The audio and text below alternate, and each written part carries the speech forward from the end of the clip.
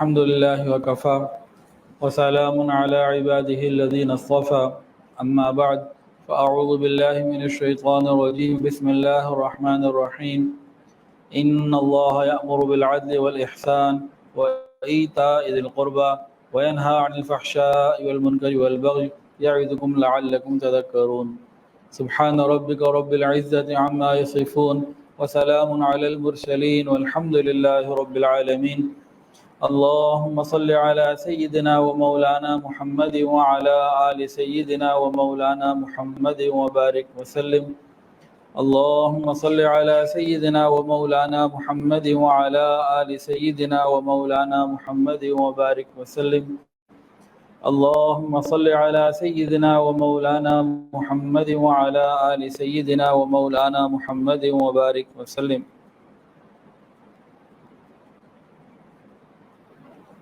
حقوق العباد، انسانوں کے حقوق، یہ اتنے اہم ہیں، قرآن مجید کے اندر اور حدیث کے اندر اس کی اتنی تفصیلات بیان کی گئی ہیں کہ فقہاء کرام نے حقوق اللہ سے زیادہ تاکید حقوق العباد کی بتائی۔ حقوق اللہ یہ بھی بہت اہم ہیں، نہایت اہم ہیں، لیکن حقوق العباد بعض اعتبار سے حقوق اللہ سے زیادہ اہم ہیں۔ ہمیں دونوں ہی کو پورا کرنے کی نیت، ارادہ اور کوشش کرنے کی ضرورت ہے۔ نہ حقوق اللہ میں کوتاہی رہے، نہ حقوق العباد میں کوتاہی رہے، ہماری کوشش یہی ہونی چاہیے۔ اب آج کے اس بیان میں حقوق العباد سے متعلق کچھ تفصیلات بیان کی جائیں گی۔ درمیان میں کسی کا اگر کوئی سوال ہو تو وہ کر سکتے ہیں۔ 5:45 ہو رہے ہیں، 6:30 کے بعد کسی کا کوئی سوال ہو تو وہ کر سکتے ہیں۔ کوشش یہ کی جائے گی کہ سوال پیدا ہی نہ ہو، تو تمام سوالات کے جوابات مختلف انداز سے دوران بات چیت دے دیے جائیں۔ ایک حدیث کے اندر آتا ہے کہ قیامت کے دن ایک ندا کرنے والا، ایک آواز دینے والا اللہ تعالیٰ کی طرف سے آواز دے گا کہ اے امت محمدیہ صلی اللہ علیہ وسلم، میرا جو کچھ تمہارے اوپر حق تھا وہ میں نے معاف کر دیا۔ اب تم آپس میں ایک دوسرے کے معاملات کو دیکھ لو اور ایک دوسرے کو معاف کر دو، بخش دو، تو پھر میری رحمت سے سارے ہی جنت میں داخل ہو جاؤ۔ یہ حدیث ایسی ہے کہ اس میں حقوق العباد والوں کے لیے بھی امید کی ایک کرن موجود ہے۔ الحمدللہ جن علماء کرام سے دین سیکھا، مشائخ سے تربیت پائی، نا امیدی نام کی کوئی چیز نہیں ہے۔ ہمارے شیخ حضرت پیر حافظ ذوالفقار احمد نقشبندی داد برکاتہ العالیہ، اللہ انہیں جزائے خیر دے، کامل شفا و صحت عطا فرمائے۔ حضرت کی صحبت میں رہ کے یہ پایا کہ نا امیدی کسی مسلمان کے لیے کبھی کسی درجے میں نہیں۔ کتنا ہی کوئی برا کیوں نہ ہو، امید کا ایک راستہ ہے۔ ایمان والوں کے لیے نا امیدی نہیں ہے۔ تو اس حدیث کے اندر امید کی ایک کرن ہے، لیکن وہ کرن کب ہمارے لیے مفید ہوگی؟ جب ہمارے اندر فکر ہوگی، احساس ہوگا۔ اس کو انشاءاللہ آخر میں ذکر کرتے ہیں۔ تاہم اب ذرا خطرے والی بات بھی سن لیجئے۔ شروع ذرا میٹھی میٹھی بات سے کیا، اب ذرا کڑوی گولی بھی لے لیجئے۔ حضرت ابو ہریرہ رضی اللہ تعالیٰ عنہ سے روایت ہے، نبی علیہ الصلوۃ نے ارشاد فرمایا کہ جس کسی کے ذمے کسی مسلمان یا انسان بھائی کا کچھ حق ہو، اس کی آبرو سے متعلق یا مال سے متعلق، یا تو وہ آج معاف کروا لے یا ادا کر دے۔ کسی کا کوئی حق ہو مال سے متعلق یا عزت آبرو سے متعلق، یا تو وہ آج اس سے معاف کروا لے یا ادا کر دے۔ ایسا نہ ہو کہ اس وقت جب نہ درہم ہوں گے نہ دینار، قیامت کے دن معاملہ کھڑا ہو جائے گا، اور اس وقت جب جن کا حق دینا ہوگا نا، وہ ہماری نیکیاں لے جائیں گے اور اپنے گناہ دے جائیں گے، اور ہمارے لیے جہنم کی آگ ہوگی۔ تو وہ وقت آنا ہے، قیامت کا وقت آنا ہے۔ اس سے پہلے ہم اپنے بچاؤ کا کچھ انتظام کر لیں۔ اور ایک حدیث میں نبی علیہ السلام نے بڑے خوبصورت انداز سے بات کو سمجھایا۔ پوچھا صحابہ کرام سے کہ بتاؤ میری امت کا مفلس کون ہے؟ اب مفلس وہی جس کے پاس پیسہ نہ ہو، مال نہ ہو، نہ ڈالر ہو، نہ ریال ہو، نہ روپیہ ہو، کچھ بھی نہ ہو، مفلس ہے، غریب۔ کہا نہیں، میری امت کا اصل مفلس وہ ہے، اصل غریب وہ ہے قیامت کے دن جب اللہ کے دربار میں آئے گا، بڑے بڑے اعمال لے کر آئے گا، روزے، زکوٰۃ، حج اور بڑی بڑی عبادتیں بدر سے بنائے ہوں گے، بیانات کیے ہوں گے، پتہ نہیں کیا کیا کیا ہوگا، اور مقبول عبادات لے کر آئے گا، لیکن کسی کو گالی دی ہوگی، کسی کا حق مارا ہوگا، کسی پہ تہمت لگائی ہوگی، کسی کا مال کھایا ہوگا، کسی کو ناحق ظلم کے ساتھ اس کے ساتھ کوئی معاملہ ظلم والا کیا ہوگا۔ اب یہ تو سمجھ رہا ہوگا کہ میں نے اتنے اعمال کیے، میں جنت میں جاؤں گا۔ آ جائیں گے سارے حقوق لینے والے، اللہ میں سے کہیں گے یا اللہ ہمارا حق ہے اس پہ، تو اس کی ساری نیکیاں ان کو دے دی جائیں گی، حق کے مطابق جس کا جتنا حق ہوگا نیکیاں دی جا رہی ہیں، لوگ اپنا حق لے لے کے جائے جا رہے ہیں۔ لیکن ابھی مطالبہ کرنے والے ختم نہیں ہوئے تھے، باقی تھے، اس کے بعد نیکیاں دینے کے لیے ختم ہو گئیں، ساری نمازیں، حج سب چلا گیا۔ اب کیا ہوگا؟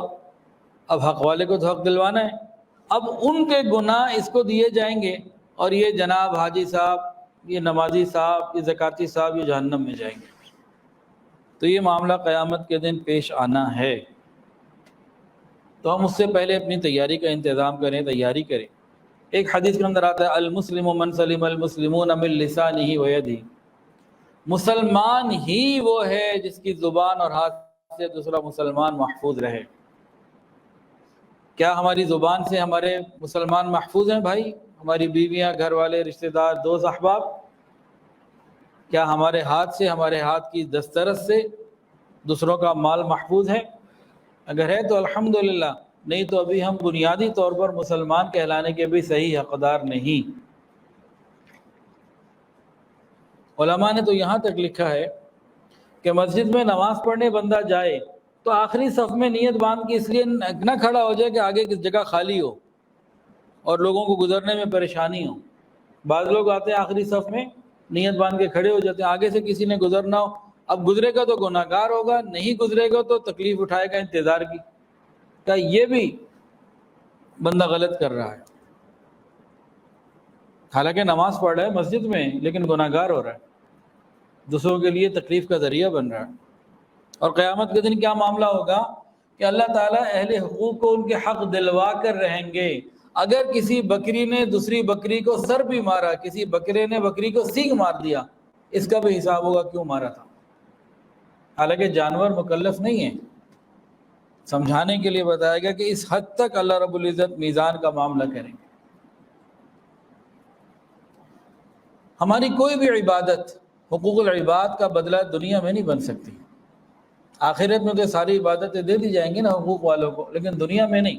ایک آدمی نے حج کیا، اب وہ سمجھے کہ حقوق العباد معاف ہو گئے، نہ۔ ایک آدمی اللہ کے راستے میں شہید ہو گیا تو شہید کے اوپر بھی قرضہ معاف نہیں، شہید بھی حقوق العباد، شہادت کی وجہ سے نہیں اس کی جان چھوٹتی۔ شہید ہو گیا، مقام شہادت مل گیا، وہ الگ بات ہے، لیکن جنت کے اندر داخلہ جب تک حقوق والوں کے ساتھ سیٹلمنٹ نہ ہو جائے نہیں ہو سکتی۔ ابھی سیٹلمنٹ کا لفظ جو میں نے استعمال کیا، کیوں؟ سیٹلمنٹ کے بہت سارے طریقے ہیں، کچھ دنیا میں ہیں، کچھ آخرت میں ہیں۔ سیٹلمنٹ کا دنیا میں ایک طریقہ یہ ہے کہ جن کے ہم نے حقوق دینے ہیں، مال سے متعلق، ہم ان کے حقوق ادا کریں، اہتمام کریں، لکھیں اور ادا کریں۔ اگر وہ انتقال کر چکے ہیں تو ان کے ورثاء کو دیں، اگر وہ لاپتہ ہو چکے ہیں، پتہ ہی نہیں چل رہا، تو سیٹلمنٹ کا ایک طریقہ یہ ہے کہ وہ مال ان لوگوں کی طرف سے جن کا حق ہے ہمارے اوپر، ان کی طرف سے صدقہ و خیرات کر دیں۔ یہ کئی ایسے طریقے اللہ نے دے دیے، شریعت نے دے دیے سیٹلمنٹ کے، کہ ہمارے لیے جنت کا راستہ کھل جائے، وہ راستہ بند نہ ہو۔ کسی کا زبانی حق ہم نے دینا ہے، اس کو گالی دے دی، غیبت کر لی، برا بھلا کہہ دیا، دل کو تکلیف پہنچائی، اب یہ بھی سیٹلمنٹ کا طریقہ ہے۔ کیا؟ انسان معافی مانگے، بھئی آپ مجھے معاف کر دیں۔ بات چیت میں جدائی جب ہونے لگتی ہے، انسان ملاقات کرتا ہے، واپسی کے وقت میں ایک جملہ ہمارے بڑے بولتے تھے، وہ ہمارے معاشرے میں ختم ہو گیا، بھئی کہا سنا معاف، یہ ہمارے خاندان میں بڑوں میں نے خود سنا ہے، ہمارے اندر سے نکل گیا، میرے اندر سے بھی نکل گیا، اب ہماری نوجوانوں میں نہیں رہا، ہمارے بزرگوں میں تھا، بھئی کہا سنا معاف، راضی رہنا، بھئی اس طرح کی کوئی بات کہہ دی. یا وقتاً فوقتاً انسان کوئی نہ کوئی پیغام کسی طریقے سے بات چیت میں، ملاقات میں، کہ بھئی اپنی کوتاہیاں ہو جاتی ہیں، بس ایک دوسرے سے درگزر کرنا چاہیے، آپ مجھ سے درگزر کریں، میں آپ کو معاف کرتا ہوں. اس طرح کے بول اپنے زبان میں، اپنے معاملے میں رکھنے چاہیے، اس کا فائدہ ہوتا ہے، نقصان کوئی نہیں ہے. یہ سیٹلمنٹ کے طریقے ہیں. ایک طریقہ سیٹلمنٹ کا یہ کہ جنازہ تیار ہے، پیچھے وارث کھڑے ہو کے کہتے ہیں بھئی کسی نے ان کا حق دینا ہے، مجھ سے رابطہ کر لے، اب یہ ذمہ دار نہیں، میں ذمہ دار. ایک طریقہ یہ ہے کہ اولاد سیٹلمنٹ کر رہی ہے. اس کے علاوہ بھی سیٹلمنٹس کے طریقے ہیں، وہ قیامت کے دن ہوں گے. وہ کون سے ہیں؟ کسی کا حق دینا ہے، چلو جی جہنم میں ڈال دیا، کتنے سال کے لیے جی؟ بھئی 1 ارب سال کے لیے ڈال دیا. وہاں 2-4 سالوں کی گنتی نہیں ہے، 100 سال. ایک نماز قضا ہونے پہ 2,88,00,000 سال جہنم ہے، اگر توبہ نہ کی سچی. چلو بھئی اس کو 1 ارب سال کے لیے جہنم میں ڈال دیا. ابھی 1 ارب سال تک ان کی صفائی ہوگی، جب یہ بالکل صاف ہو جائیں گے باہر نکل، چلو بھئی جنت میں ڈالو، اور نہیں بھئی وہ ایک اور آ گیا، اس کا بھی باقی ہے. کتنا بھئی؟ اس کے لیے 50 کروڑ سال یا 2 ارب سال کے لیے دوبارہ ڈالو. تو یوں سیٹلمنٹ کا ایک طریقہ یہ بھی ہے، کیونکہ ایمان والا ہے جنت میں تو بہرحال جائے گا. پھر سیٹلمنٹ کا یہ طریقہ بھی ہے کہ وہاں ایک دوسرے کو معاف کر دیا جائے. اور ایک طریقہ اور بھی ہے رحمت والا، کہ اللہ رب العزت اگر چاہیں کسی کے لیے تو اس کے لیے کیا معاملہ کرے کہ حقوق والے آئیں گے، یا اللہ ہمارا حق ہے، اللہ پاک فرمائیں گے دیکھو اس کو چھوڑو، یہ لے لو، یہ دیکھو تمہارا حق تو تھوڑا تھا نا، اس سے ہزاروں کروڑوں گنا زیادہ دے رہا ہوں، اس کو معاف کر دو. کہیں گے یا اللہ معاف کیا. تو یہ بھی ایک طریقہ ہے. پھر سیٹلمنٹ کے اندر کہیں شفاعت نبی علیہ السلام کی مل جائے گی. تو کئی طریقے ہیں، لیکن بہتر یہ ہے کہ دنیا ہی کے اندر ہم اس معاملے کو لیں، قیامت پہ نہ چھوڑیں، کیونکہ وہ بڑے بھاری معاملات ہیں. ایک امید کی بات اور سنا دوں، حقوق العباد سے ہی متعلق، پھر آگے چلتے ہیں. بنی اسرائیل کا ایک شخص تھا، اس نے 99 قتل کیے تھے. کتنے؟ 99 بندے مار دیے. اس سے زیادہ حقوق العباد کے اندر اور کیا گڑبڑ ہو سکتی ہے؟ 100 بندے ہی مار دیے. اب اس کے اندر تڑپ اور فکر، لگن پیدا ہوئی، ہوئے میرا کیا قیامت کے دن ہوگا، میرا کیا بنے گا. یہ اصل یہ احساس ہے، بس احساس ہی جنت میں لے کے جائے گا. اس احساس نے اس کو مجبور کیا. وہ ایک عالم، ایک مفتی صاحب کے پاس پہنچا، ایک عالم کے پاس پہنچا جو علم رکھنے والا تھا. کہا جناب حضرت بتائیے، میں چاہتا ہوں مجھے معافی مل جائے. تیری معافی ہو ہی نہیں سکتی، شریعت صاف ہے، اتنے تو نے قتل کیے ہیں، کوئی طریقہ نہیں. علم کے مطابق، ضابطے کے مطابق بات بتا دی. نے کہا اچھا نہیں ہو سکتی. تلوار نکالی، سینچری پوری، چل تو بھی چل. جب ہونی نہیں تو پھر کام ختم، تو بھی چل. 100 برے ہو گئے، لیکن ان کا اندر آگ لگ گئی تھی، میرا کیا بنے گا. اس کے بعد یہ صاحب ایک عارف کے پاس گئے جو علم بھی رکھتے تھے اور اللہ کی معرفت بھی رکھتے تھے. ان کے پاس گئے، جناب میں نے تو 100 قتل کیے، کیا ہوگا؟ انہوں نے کہا تم دین کا علم حاصل کرو، اس ماحول کو تبدیل کرو، اس بستی سے نکل کر نیکوں کی بستی کی طرف چلے جاؤ، وہاں اچھے لوگ رہتے ہیں، علماء رہتے ہیں، اس ماحول میں جاؤ گے، ان علماء کرام سے دین سیکھو گے تو انشاءاللہ کو خیر کی سبیل نکل آئے گی، اللہ مہربانی فرما دیں گے. اب یہ شخص گناہ گاروں کی بستی سے نکل کر نیکوں کی بستی کی طرف چلا، راستے میں موت آ گئی. جنت والے فرشتے بھی، جہنم والے بھی، وہ کہ ہم لے جائیں گے، وہ کہ ہم لے جائیں گے. جنت والے بھی تم کیوں لے جاؤ گے، وہ توبہ کرنے کے لیے چلا تھا. جہنم والے کے کی تو کوئی نہیں نا، 100 بندوں کا تو قاتل ہے. معاملہ اللہ کے یہاں پیش ہوا. اللہ تعالیٰ نے فرمایا اچھا ناپ لو، جہاں سے چلا تھا اس کے زیادہ قریب ہے، یا جہاں پہنچنا تھا اس کے زیادہ قریب ہے؟ آدھے سے زیادہ سفر طے ہو گیا یا کم؟ اگر کم طے ہوا تو ٹھیک ہے، جہنم والے لے جائیں. اگر 50% سے اوپر نکل گیا تو چلو جنت والے لے جائیں. ایک قدم ایک بالش اتنا تھا، وہ کہیں آگے بڑھ گیا تھا، آدھے سے زیادہ جنت والے لے گئے۔ یہ کیا چیز ہے؟ یہ فکر تھی، فکر لگ گئی تھی۔ یہ لاپرواہی، بے فکری اور غفلت یہ جہنم میں لے جائے گی۔ ہمیں فکر طاری ہو جائے کہ مجھے حقوق ادا کرنے ہیں، حقوق اللہ بھی ادا کرنے ہیں، حقوق العباد بھی ادا کرنے ہیں، اور کوشش بھی شروع کر دیں۔ یہ فکر لاحق ہو اور کوشش ساتھ شروع ہو جائے، صحیح کوشش، پھر خیر ہی خیر ہے، لیکن یہ لاپرواہی یہ جہنم میں لے جائے گی۔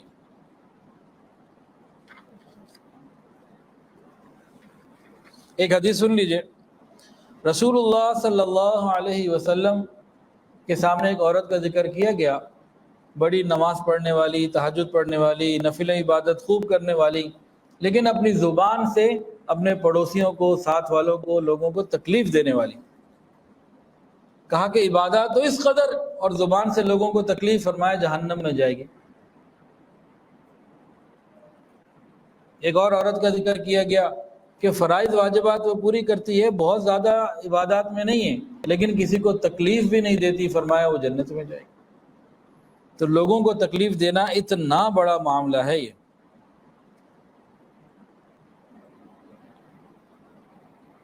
اللہ تعالیٰ نے حقوق اللہ بھی خود فرض کیے اور حقوق العباد بھی خود ہی طے فرمائے، لیکن اللہ تعالیٰ نے حقوق العباد کو زیادہ اہمیت خود دی۔ اس کی ایک مثال ہے، دیکھیں ایک آدمی کے پاس 20 لاکھ روپے، اس پہ زکوٰۃ آتی ہے، زکوٰۃ ہے وہ اللہ کا حق ہے۔ زکوٰۃ کس کا حق ہے؟ بندے کا، اللہ کا؟ اللہ کا حق ہے، بھائی زکوٰۃ دو۔ اس آدمی کے پاس 20 لاکھ روپے تھے، یہ زکوٰۃ دیتے تھے ہر سال، کسی وجہ سے کسی پریشانی میں آیا اور یہ 25 لاکھ کا مقروض ہو گیا،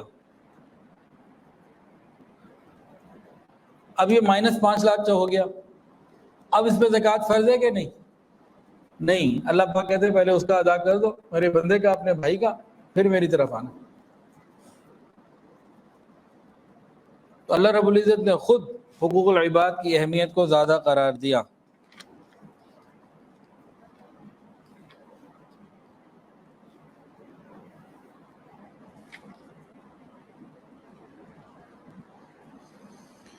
یہ بات بھی حدیث کے اندر موجود ہے کہ قرض دار کی روح جنت میں نہیں جاتی جب تک کہ اس کا قرضہ ادا نہ کر دیا جائے۔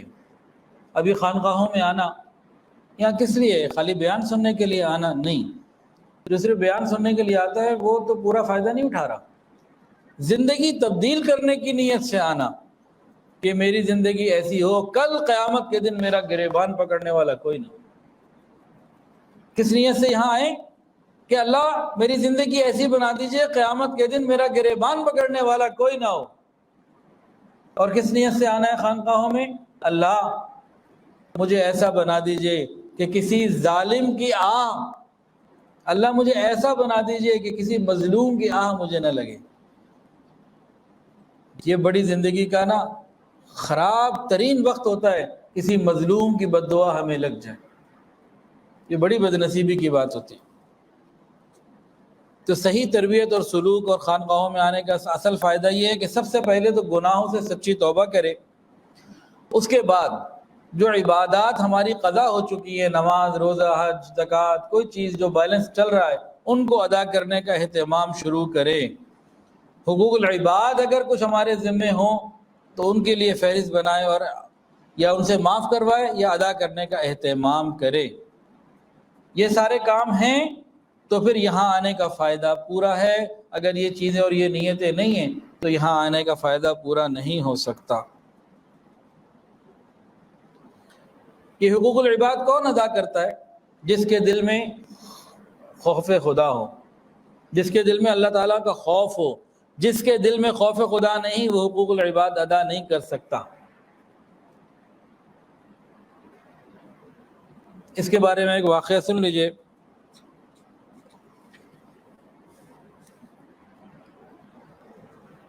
حضرت مولانا اشرف علی تھانوی رحمۃ اللہ علیہ کی 2 بیویاں تھیں، تو کبھی قدیمہ اور جدیدہ کہہ دیا جاتا، قدیم سے مراد جس سے پہلے ہوئی اور جدید سے مراد جن سے بعد میں ہوئی، تو کبھی قدیمہ اور جدیدہ کہہ دیا جاتا اور کبھی بڑا گھر اور چھوٹا گھر کہہ دیا جاتا۔ تو کتابوں میں دونوں نام ملتے ہیں، حضرت تھانوی رحمۃ اللہ کے مواعظ میں۔ تو بڑا گھر چھوٹا گھر یہ کہلا دیا جاتا، اور کبھی قدیمہ اور جدیدہ۔ اب واقعہ سنیے، ایک دو حضرت تھانوی رحمۃ اللہ علیہ اپنے گھر گئے، بڑے گھر، تو دیکھا کہ بیگم صاحبہ رنجیدہ ہیں، موڈ آف ہے، تو فرمایا کہ بھئی جب میں تمہارے سارے حقوق پورے کرتا ہوں، پوری طرح سے خیال کرتا ہوں، پھر کس لیے رنجیدہ رہتی ہو؟ یہ کون پوچھ رہا ہے؟ حضرت تھانوی رحمۃ اللہ علیہ، جو سارے حقوق ادا کرنے والے۔ موڈ وہاں کی بنے، کوئی کچھ کر لے، انہوں نے موڈ بنا ہی لینے، کوئی وجہ نہ ہو تب بھی۔ اب ذرا وجہ سنیں، کیا جو ہے نا وہ وجہ سنیے، سبحان اللہ۔ حضرت تھانوی فرما رہے ہیں، اور صحیح فرما رہے ہیں، کہ ارے خدا کی بندی، تیرے سارے حقوق میں ادا کرتا ہوں، پھر کس بات میں رنجیدہ ہو؟ اب ذرا رنج کی وجہ سنیے۔ بیگم صاحبہ نے جواب دیا کہ تم محبت سے تھوڑا کرتے ہو، تم یہ میری محبت میں تو نہیں کرتے، تم تو سب کچھ کرتے ہو خوف خدا کی وجہ سے کرتے ہو، کہ تم جتنا میرا خیال رکھتے ہو یہ محبت کی وجہ سے نہیں کرتے، میری محبت سے کر رہے ہو، یہ تو تم خوف خدا کی وجہ سے کرتے ہو۔ اب بندہ سوچے کہ کدھر جائے بندہ، سب کچھ پورا کرنے کے بعد بھی میرے لیے تھوڑی کیا، تو خوف خدا کی وجہ سے کیا۔ اچھا جی، حضرت تھانوی رحمۃ اللہ علیہ نے ان کو جواب بھی بڑا مزیدار دیا۔ فرمایا خدا کی بندی ذرا سن تو صحیح، اگر محبت کی وجہ سے حقوق کی ادائیگی کرتا تو کبھی کم ہوتی، کبھی زیادہ ہوتی، محبت تو کم اور زیادہ ہوتی رہتی، اس کا ایک پیمانہ تو رہتا نہیں۔ میں خوف خدا کی وجہ سے کرتا ہوں، خوف خدا جس کے دل میں گھس جاتا ہے دوبارہ کبھی نہیں نکلتا، اور جب خوف خدا کی وجہ سے کرتا ہوں تو زندگی بھر کرتا رہوں گا، پھر اس میں کمی بیشی کیسی؟ حضرت تھانوی رحمۃ اللہ فرماتے ہیں کہ اس نے مجھے چپ کرانا تھا، میں نے اسے چپ کرا دیا۔ تو بہرحال یہاں سے نا جو اصل مقصود لینے والا ہے نا، میں نے بھی نیچے جانا ہے نا بھائی، بیگم صاحبہ سے ملنا ہے، تو اصل مقصود اس سے کیا لینا ہے کہ انسان حقوق کی ادائیگی خوف خدا کی وجہ سے کرتا ہے۔ اسی طرح حضرت تھانوی رحمۃ اللہ لکھتے ہیں کہ ریل گاڑی کا حق، ریل والوں کا، اس کو تو حق تلفی میں سارے ہی ایک سے بڑھ کر ایک، مثلا 12 سال کے بعد ٹکٹ پورا ہے، بچہ 14 سال کا بھی ہے تو آدھا لیں گے، 20 کلو سامان لے جانے کی اجازت ہے تو 30 کلو لے جائیں گے۔ ان دونوں کے بارے میں فرماتے ہیں کہ دونوں یہ گناہ کبیرہ ہے، حرام ہے، منع ہے، اور اس کے اندر صرف ایک دو لوگوں کا حق نہیں، پوری قوم کا حق ہے۔ قیامت کے دن پورا پاکستان کھڑا ہوگا گریبان پکڑے، تو کدھر جائیں گے؟ حضرت لکھتے ہیں کہ بعض لوگ دلیل میں یہ دیتے ہیں کہ ہم نے حکومت سے بڑے حق اپنے لینے ہیں۔ کہا کہ یہ دلیل فضول ہے، آپ اس سے جب معاملہ کر رہے ہو تو اجارہ کر رہے ہو کہ بھئی وہ تمہیں لاہور سے پنڈی لے جائے گا، یہ شرائط ہے اس کی، تو اس کا کرایہ دے رہے ہو۔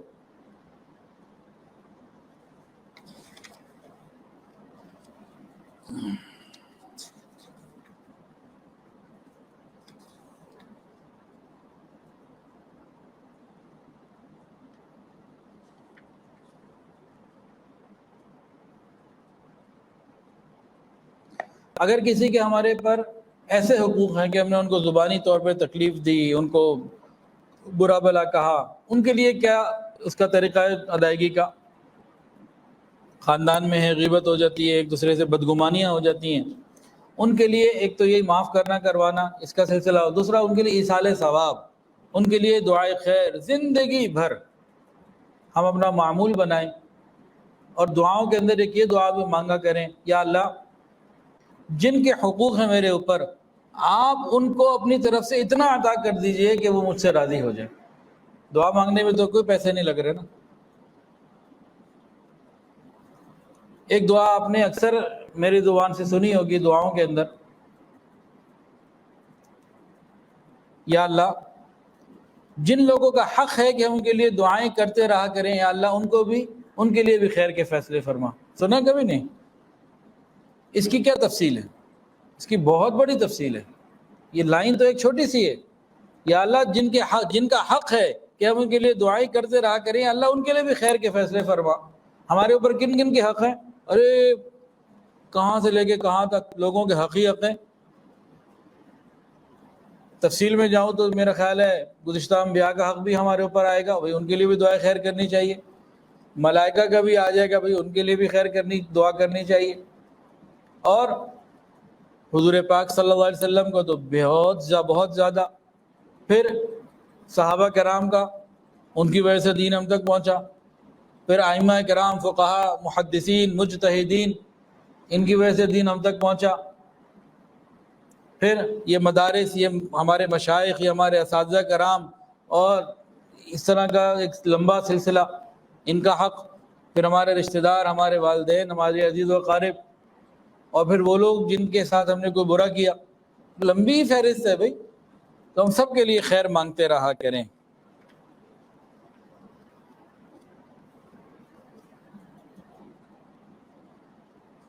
ہر گناہ کے استغفار کا طریقہ الگ ہے، ہمیں دیکھنا ہی چاہیے کہ گناہ کیا ہے اور اس کی استغفار کرنے کا، معافی کا طریقہ کیا ہے۔ حقوق العباد اگر ہوں تو ان کے لیے استغفار کا طریقہ استغفر اللہ نہیں ہے، وہ ادا کرنے کا اہتمام شروع کرنا وہ ہے۔ نماز روزہ قضا ہیں تو پھر ان کی قضائی کے اہتمام کرنا ضروری ہے، اور دوسرے گناہ ہیں جن کا اب کچھ بدل نہیں اس طرح دیا جاتا، تو اس کے لیے پھر زبانی ندامت کے ساتھ، دل کی ندامت کے ساتھ زبانی استغفار ہے۔ اللہ اکبر کبیرہ۔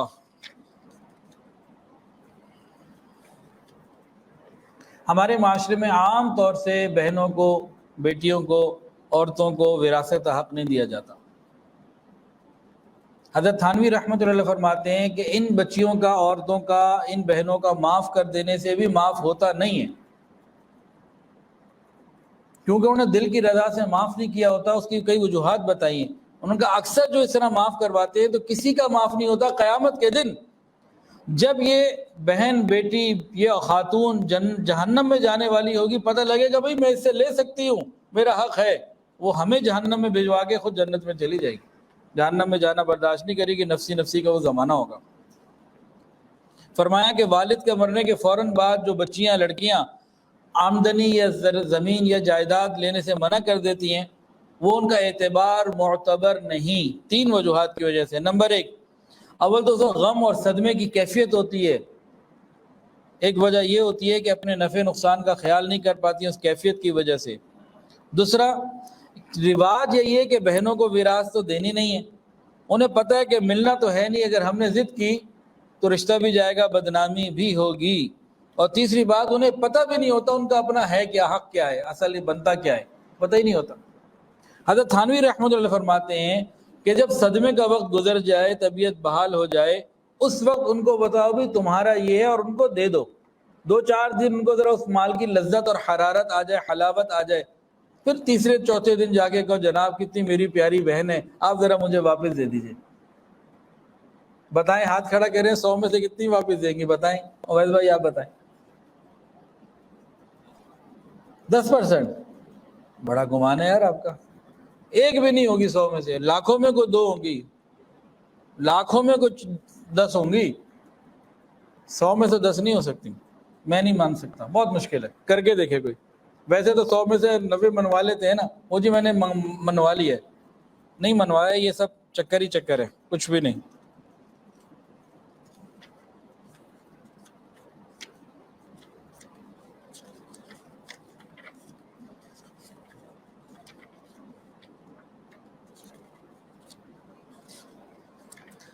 اب حقوق تو بہت ہیں، اگر ایک ایک کی تفصیلات کی جائے نا تو یہ تو کئی نشستوں کے اوپر بات جائے گی۔ میں اب بعض حقوق مختصر سے گنوا دیتا ہوں۔ اصل تو نیت یہ ہو، ارادہ یہ ہے، خواہش یہ ہے کہ ہم سب کے اندر، میرے اندر سب سے پہلے ہم سب کے اندر حقوق کی ادائیگی کا اہتمام اور فکر شروع ہو جائے۔ اللہ تعالیٰ کے حقوق ہمارے اوپر کیا ہے جی؟ سنیے۔ پہلا حق اللہ تعالیٰ کا یہ ہے کہ اللہ تعالیٰ کی ذات اور صفات کے متعلق ہمارا عقیدہ بالکل قرآن اور حدیث کے مطابق ہو۔ اللہ وحدہ لا شریک ہے، ذات اور صفات میں کوئی شریک نہیں، یہ حق ہے اللہ کا۔ اور ہمارے اعمال، معاملات اللہ تعالیٰ کی مرضی کے مطابق ہونے چاہیے، یہ حق ہے اللہ تعالیٰ کا۔ جو اللہ کو پسند ہے وہ ہم کریں، جو اللہ کو نہیں پسند وہ ہم نہ کریں، یہ حق ہے اللہ تعالیٰ کا۔ اور اللہ تعالیٰ کا ایک حق یہ ہے کہ اللہ تعالیٰ کی رضا اور محبت کو تمام چیزوں سے آگے اور پہلے رکھے۔ باقی ساری دنیا کی محبتیں، رضائیں، چیزیں سب پیچھے، سب سے پہلے اللہ تعالیٰ کی رضا۔ اور اللہ تعالیٰ کا ایک حق یہ ہے کہ جس سے محبت کرے اللہ کے لیے کرے، جس سے نفرت کرے اللہ کے لیے کرے۔ کسی کو کچھ دینا ہو تو اللہ کے لیے دے، کسی کو کچھ نہیں دینا، بعض دفعہ نہ دینا بھی ہوتا ہے، تو وہ بھی اللہ کے لیے ہو۔ یہ حقوق اللہ ہیں۔ ہم میں سے بہت سے لوگوں کو تو حقوق معلوم پہلی دفعہ ہوئے ہوں گے، اور یہ کہ اللہ کا بھی حق ہوتا ہے کوئی۔ آئیے آگے چلتے ہیں۔ پیغمبروں کو بھی حقوق ہیں جی ہمارے اوپر۔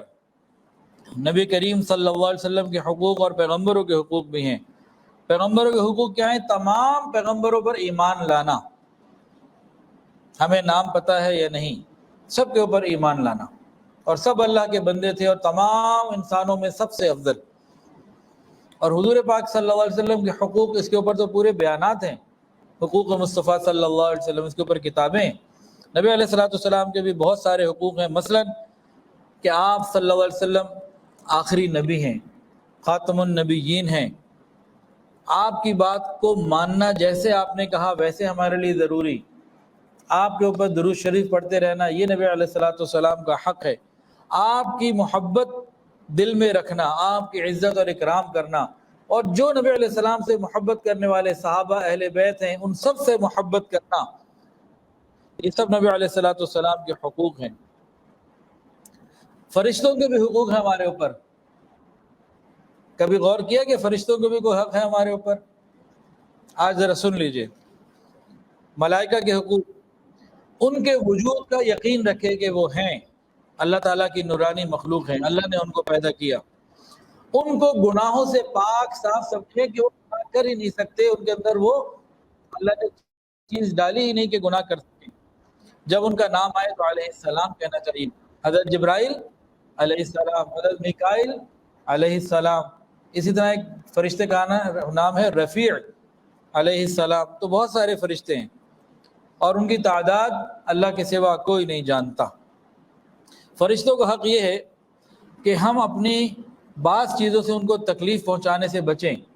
مسجد کے اندر وہ ہوتے ہیں، مسجد میں ہوا خارج کرنا، بدبو آتی ہے، فرشتوں کو تکلیف ہوتی ہے، اس سے بچنا چاہیے۔ اس کے علاوہ مسجد نماز پڑھنے جا رہے ہیں، نماز پڑھنی ہے، پیاز اور اس طرح کی چیزیں کھا کے جس کی اسمیل ہو، تمباکو، یہ چیزیں، اسے فرشتوں کو تکلیف ہوتی ہے۔ اسی طرح گھر میں تصویر رکھنا، یہ فرشتوں کا حق ہے، تکلیف ہوتی ہے۔ اگر ہم گھر میں تصویریں لگا کے رکھیں گے، فرشتے نہیں آئیں گے، انہیں تکلیف ہوگی۔ جھوٹ جب ہم بولتے ہیں، فرشتوں کو بدبو آتی ہے، انہیں تکلیف ہوتی ہے۔ اسی طرح جنابت کی حالت میں، غسل فرض ہو چکا لیکن غسل نہیں کر رہے، لمبا ٹائم گزار رہے ہیں، فرشتوں کو تکلیف ہوتی ہے۔ تو یہ فرشتوں کے حقوق ہو گئے۔ اسی طرح صحابہ کرام اور اہل بیت کے بھی حقوق ہیں۔ وہ کیا؟ ان سے شدید محبت کرے، تمام صحابہ کرام کے جنتی ہونے کا یقین رکھے۔ جو صحابہ سے محبت کرے اس سے وہ محبت کرے، جو صحابہ سے نفرت کرے اس سے یہ نفرت کرے۔ نبی علیہ السلام نے فرمایا صحابہ سے محبت میری وجہ سے کرو۔ تو تمام صحابہ کرام، ان کے آپس میں اختلافات اگر ہوئے تو ہوئے، اس کے باوجود وہ صحابی ہیں، اس کے باوجود وہ صحابی ہیں، کچھ بھی ان سے ہوا، صحابی وہ ہیں، ہم سے وہ بڑے ہیں۔ اور ان حضرات کی اطاعت کرنا۔ اس کے علاوہ علماء اور مشائخ کے بھی حقوق ہیں۔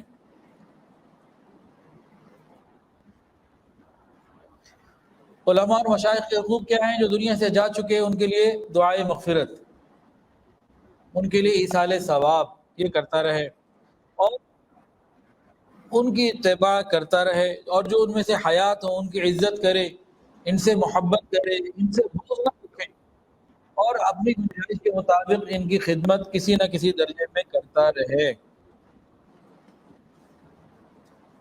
والدین کے حقوق، والدین کو تکلیف نہ پہنچائے، کسی قسم کی ان کو تکلیف نہ پہنچائے، اگرچہ وہ زیادتی کر رہے ہوں، قولاً اور فعلاً، اپنے زبان سے اور اپنے عمل سے ان کی عزت بھی کرے، انہیں تکلیف نہ پہنچائے۔ وہ چیزیں جو شریعت میں کرنی جائز ہیں اس میں ان کی بات پوری مانے، نافرمانی نہ کرے۔ ہاں اگر وہ اللہ کی حکم کو توڑنے کا، سنت کو توڑنے کا کہیں، تب ماں باپ کی اطاعت جائز نہیں۔ اور اگر ماں باپ ضرورت مند ہو، حاجت مند ہو تو ان کا خیال رکھے۔ ماں باپ کے حوالے سے تو یہاں تک بتایا کہ ان کی اتنی خدمت کرے کہ وہ راضی ہو جائیں، دل سے دعائیں نکلیں، ماں کے قدموں تلے جنت. اور یہ بھی فرمایا کہ ان کو زبان سے اف کلمہ بھی نہیں کہنا، اس کی بات اس کا بھی خیال رکھیں. حضرت تھانوی رحمۃ اللہ نے 2 واقعات لکھے. فرمایا کہ ایک بنیا تھا بڑا تیز سمجھدار. اس کا بچہ جب 4-5 سال کا تھا تو یہ اپنی دکان سے جب گھر پہ آیا تو دیوار کے اوپر کوا بیٹھا ہوا تھا. چھوٹے بچے نے پوچھا یہ کیا ہے؟ اس نے کہا کوا. اس نے پھر پوچھا یہ کیا ہے؟ اس نے کہا کوا. پھر پوچھا یہ کیا ہے؟ پھر کوا.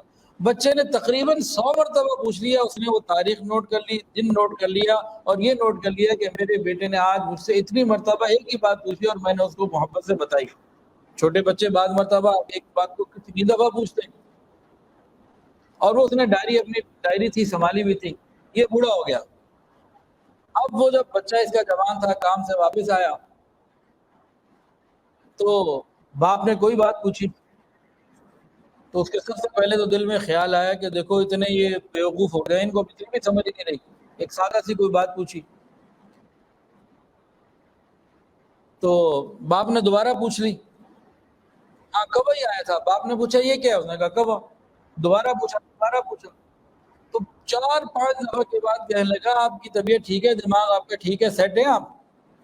آپ کو کتنی دفعہ بتا دیا کوا. باپ تیزی سے اندر گیا اور وہ ڈائری نکال کے لایا. بچہ جب تو اتنا سا تھا تو یہ معاملہ تھا. تو انسان بھول جاتا ہے اپنی بچپن کی باتیں. اللہ تعالیٰ ہمیں اپنے ماں باپ کی قدر کرنے کی توفیق عطا فرمائے. ماں باپ کے انتقال کے بعد ان کے حقوق کیا ہیں؟ پہلی بات، ان کے لیے دعائیں مغفرت کرتا رہے، نفل پڑھتا رہے، صدقات جو ہے نا وہ دیتا رہے ان کی طرف سے. اس کے علاوہ ان کے جو رشتہ دار ہیں، ملنے والے ہیں، ان کے ساتھ خیر خواہی کا معاملہ کرتا رہے، ان کے ساتھ اچھے اخلاق سے پیش آئے. ماں باپ کے ذمہ جو قرض ہو وہ ادا کرے اور ان کی قبر کی زیارت بار بار گاہے گاہے وقتاً فوقتاً کرتا رہے. اور وراثت کی تقسیم شریعت کے مطابق کرنا یہ بھی ماں باپ کا حق ہے، ان کے لیے خیر خواہی ہے. دادا دادی اور نانا نانی ان کے کیا حقوق؟ جو والدین کے حقوق ہیں تقریباً وہی حقوق ہیں.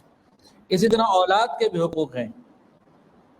اس لیے اولاد کے اولاد کا پہلا حق کب شروع ہوتا ہے؟ یہ کوئی بتائے گا جی؟ پیدا ہونے کے بعد یا پہلے؟ پیدا ہونے کے وقت، نام رکھتے وقت. اولاد کا حق کب شروع ہوتا ہے؟ اچھا نام رکھنا. ہاں جی، اولاد کا حق کب شروع ہوتا ہے بتائیں؟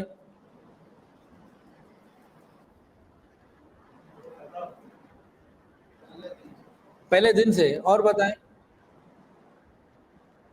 یہ سارے جواب غلط ہے، ایک بھی ٹھیک نہیں ہے.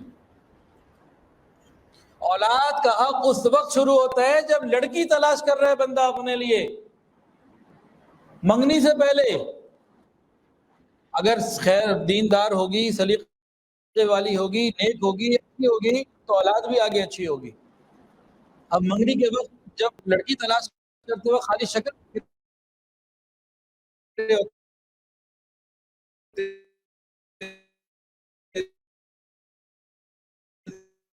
زندگی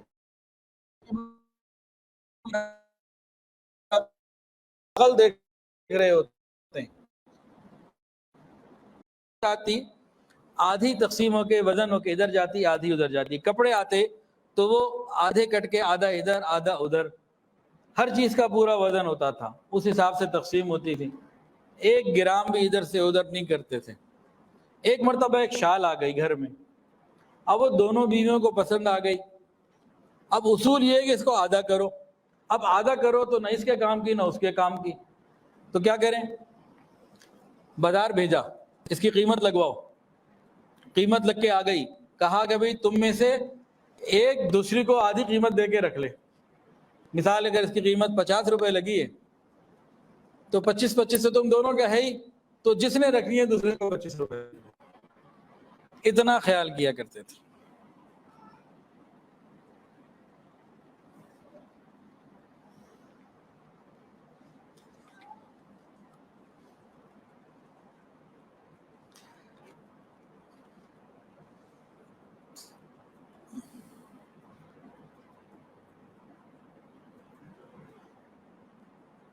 حضرت تھانوی رحمۃ اللہ علیہ کے پاس ایک مرتبہ ایک شخص آیا اور آتے ہوئے 2 تربوز لے کر آیا اور کہا یہ آپ کے لیے ہیں۔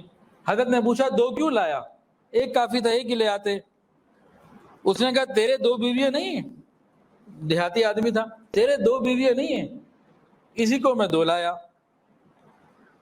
ایک کے لیے، ایک کے لیے۔ حضرت نے فرمایا کہ بھائی چلو تم 2 تو لے آئے ہو، لیکن اب اس کا وزن کرنا پڑے گا، اب پہلے وزن کرتے ہیں اس کا، پھر بھیجیں گے، ایک ادھر ایک ادھر۔ تو وہ گاؤں کا بندہ تھا، کہنے لگا میں تجھے جانوں ہوں، میں تجھے جانوں ہوں، میں ان دونوں تربوزوں کو تلوا کر لایا ہوں، یہ تیرا کانٹا رکھا ہے نا، تو بھی تول کے دیکھ لے اگر تجھے یقین نہیں میرے اوپر، میں تجھے جانوں ہوں اسی لیے میں تلوا کے برابر کے لے کر آیا ہوں، یہ تیرا کانٹا پڑا تو تول لے اس پہ اگر تجھے یقین نہیں ہے۔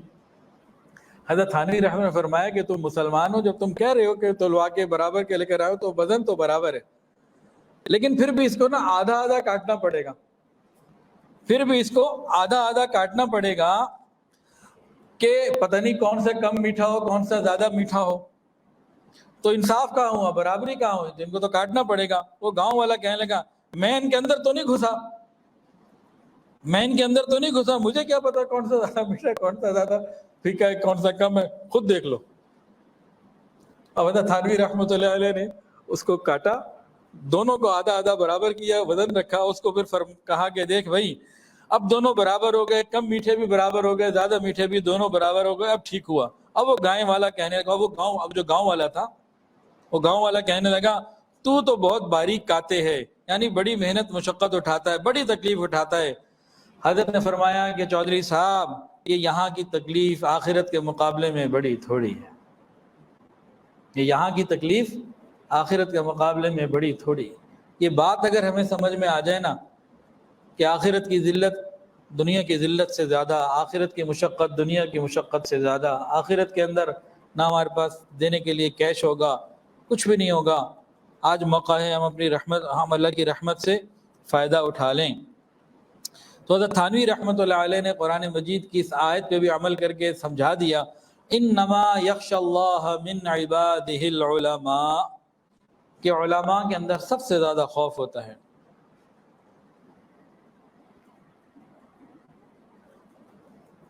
حضرت تھانوی رحمۃ اللہ علیہ ایک مرتبہ آپ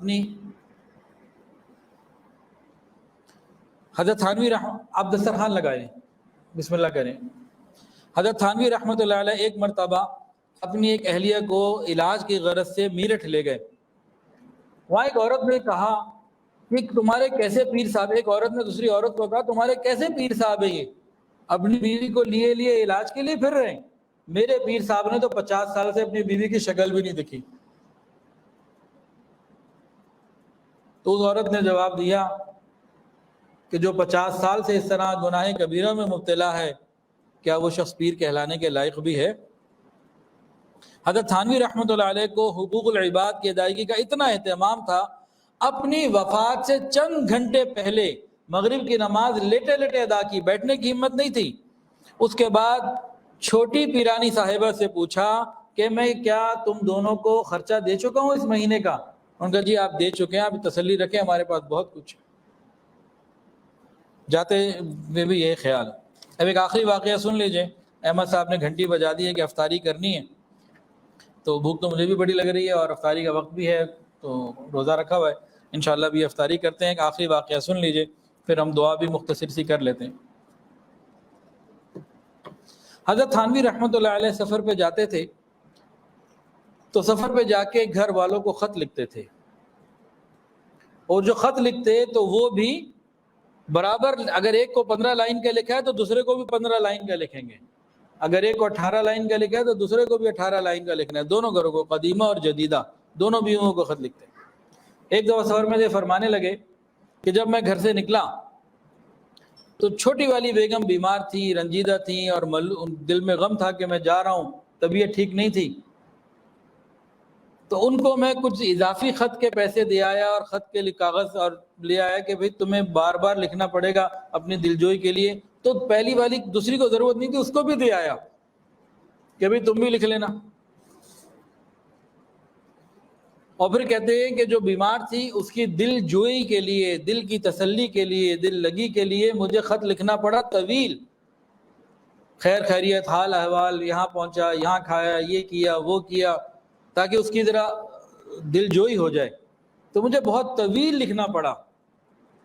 اور دوسری کو تو دل جوئی کی ضرورت نہیں تھی، اس کی طبیعت ٹھیک تھی، تو عدل کی وجہ سے اس کو بھی میں نے اتنا ہی لکھا۔ اتنا حقوق کا خیال، اتنی چیزیں، اللہ تعالی ہمیں بھی ان باتوں کی سمجھ عطا فرمائے۔ حضرت شیخ الاسلام حضرت مفتی تقی عثمانی صاحب دامت برکاتہ العالیہ کے گھر کے بارے میں مجھے ایک دفعہ ایک بات معلوم ہوئی کہ ان کے گھر میں جتنی چیزیں موجود ہیں، وہ برتن ہیں کھانے کے پینے کے، وہ کتابیں ہیں، وہ اور گھر کے اندر دوسرا ساز و سامان، کتنی چیزیں ہوتی ہیں، وہ پتہ ہے یہ حضرت کی ہیں، یہ حضرت کی اہلیہ کی ہیں، یہ فلاں کی ہیں، یہ فلاں کی ہیں۔ گھر کے اندر اتنا اہتمام۔ اللہ تعالی ہم سب کو حقوق العباد کی ادائیگی کی توفیق عطا فرمائے، زندگی ایسی گزاریں کہ کل قیامت کے دن گریبان پکڑنے والا کوئی نہ ہو۔ وآخر دعوانا ان الحمدللہ رب العالمین۔ مختصر سے دعا کر لیتے ہیں، پھر یہ دسترخوان تیار ہے۔ الحمدللہ رب العالمین وصلی اللہ علی النبی امی الکریم۔ ربنا ظلمنا انفسنا وان لم تغفر لنا وترحمنا لنکونن من الخاسرین۔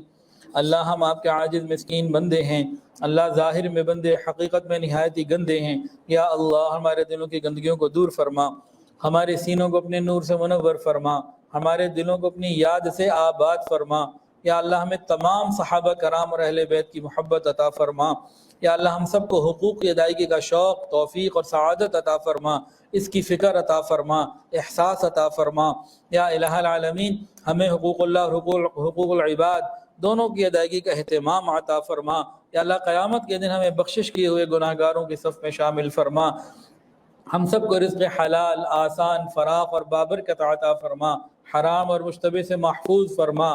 یا الہ العالمین ہر آنے والے وقت کو پہلے سے بہتر فرما، تمام حاضرین کی تمام دلی نیک جائز حاجات کو پورا فرما۔ یا اللہ بہت سارے لوگوں نے دعاؤں کے لیے کہا اور جو کہنا چاہتے تھے نہیں کہہ پائے، اور وہ لوگ جن کا حق ہے کہ ان کے لیے دعائیں کرتے رہا کریں، یا اللہ سب کے لیے خیر کے فیصلے فرما۔ یا اللہ ہمیں نبی علیہ السلام کی سچی محبت عطا فرما۔ یا اللہ ہمارے وہ مشائخ، اساتذہ، ہمارے بڑے جو بیمار ہیں سب کو شفا و صحت عطا فرما۔ میری والدہ تیسرا سال ہے بستر پر ہے، اللہ انہیں شفا و صحت عطا فرما۔ اور بھی ہم میں اور ہمارے گھروں میں جتنے بھی بیمار ہیں سب کو شفا عطا فرما۔ ہمارے شیخ حضرت پیر حافظ ذوالفقار احمد نقشبندی دامت برکاتہ العالیہ کو شفا عطا فرما۔ ہمارے تمام اکابرین کو صحت عطا فرما۔ یا اللہ ہم سب کو رزق حلال، آسان، فراخ اور بابرکت عطا فرما، حرام اور مشتبہ سے محفوظ فرما۔ یا اللہ جو مانگا عطا فرما، جو مانگنا چاہیے تھا نہیں مانگ سکے وہ بھی عطا فرما۔ رب کریم اپنی شان کے مطابق عطا فرما۔ یا اللہ بہت سارے لوگوں نے دعاؤں کے لیے کہا اور جو کہنا چاہتے تھے نہیں کہہ پائے، اور وہ لوگ جن کا حق ہے کہ ان کے لیے دعائیں کرتے رہا کریں، اور تمام حاضرین یا اللہ سب کے لیے خیر کے فیصلے فرما۔ وصلی اللہ تعالی علی خیر خلقہ سیدنا و مولانا محمد وعلی آلہ واصحابہ واہل بیتہ اجمعین، آمین یا رب العالمین۔